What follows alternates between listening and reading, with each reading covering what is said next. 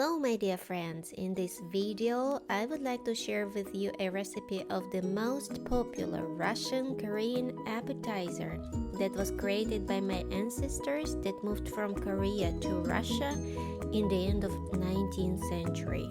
It's called Morkovcha.